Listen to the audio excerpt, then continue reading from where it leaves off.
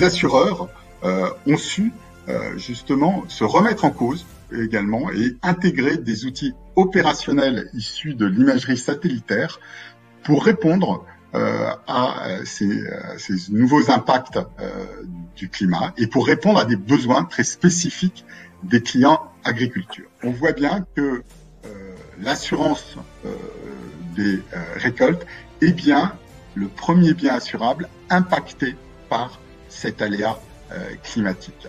En ce qui concerne l'assurance des prairies, c'est un besoin que nos éleveurs nous faisaient ressentir depuis un certain temps et l'industrie de l'assurance n'avait toujours pas trouvé les moyens de répondre favorablement à cette meilleure sécurisation du système fourrager en France. Avec nos amis d'Airbus, nous nous sommes mis autour de la table afin de trouver non pas un indice météorologique, mais un indice conçu sur mesure, capable de mesurer chaque jour l'évolution de la pousse. Il nous fallait trouver, avec Airbus, cet indice qui nous permettait de refléter la réalité des pertes qu'un exploitant agricole pouvait constater chez lui.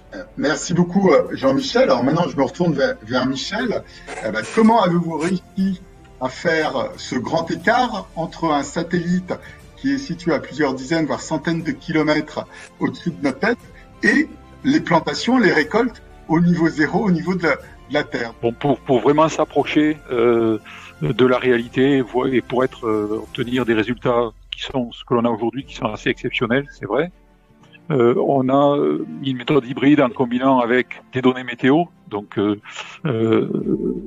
qu'on récupère auprès de Météo France bien sûr, des données agronomiques, c'est-à-dire qu'on intègre un modèle agronomique certes simplifié, mais on intègre malgré tout un modèle agronomique de pousser des plantes.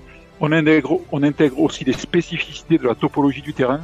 Nous avons une ambition que nous partageons avec les pouvoirs publics, avec l'ensemble des assureurs et des réassureurs, c'est de faire en sorte qu'un jour, il y ait une bien meilleure articulation entre les filets de sécurité octroyés, accordés par les pouvoirs publics et le système assurantiel. Et ce sera à partir du moment où il y aura cette meilleure articulation que nous pourrons mieux sécuriser le système fourrager face à l'ensemble des événements climatiques.